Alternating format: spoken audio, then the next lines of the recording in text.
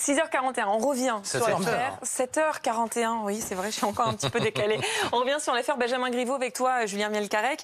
L'affaire qui relance un autre débat, celui de la régulation d'Internet, bien sûr, et des réseaux sociaux. Et oui, puis depuis quelques jours, on voit plusieurs personnalités de tous bords qui appellent à la fin de l'anonymat sur Internet. C'est le fait d'utiliser des pseudos sur le net. Alors de tous bords, je vous le disais, le député LaREM Bruno Bonnet, le président du Sénat Gérard Larcher qui parle qu'il est grand temps de réguler les torrents de boue qui se déversent sur les réseaux sociaux.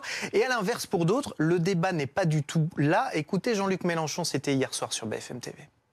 Par a priori, je me méfie de tout ce qui veut réduire la liberté sous prétexte du fait que ça va profiter à tout le monde, parce que ça termine toujours de la même manière, un contrôle accru sans que ça change rien. C'est toujours politique, si vous voulez. Ça commence avec des bonnes intentions et ça finit avec de la répression.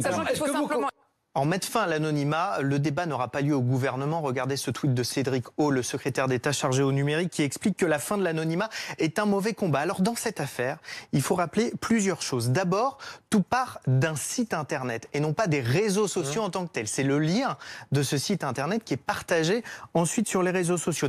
Ensuite, rien n'a été fait anonymement. On l'a vu, Pawlenski explique dès le début être à l'origine de ce site. Et ça prend de l'ampleur quand c'est partagé sur les réseaux sociaux par des gens identifiés. On a aussi beaucoup parlé du député Joachim Son-Forget. Enfin, dernier élément important, une partie des liens est souvent partagée dans ces affaires par message privé ou sur des forums, des groupes Facebook qui sont fermés. Donc c'est impossible de contrôler la rumeur et le fait qu'une image se déploie sur les réseaux. Et puis enfin, un autre appel, même anonymement, le fait de diffuser des photos privées à l'insu de l'auteur est puni par la loi, 60 000 € aujourd'hui. Plusieurs journalistes rappellent aussi une autre histoire, celle de Laure Manodou, la championne. Elle avait été, elle aussi, victime de ce qu'on appelle le revenge porn.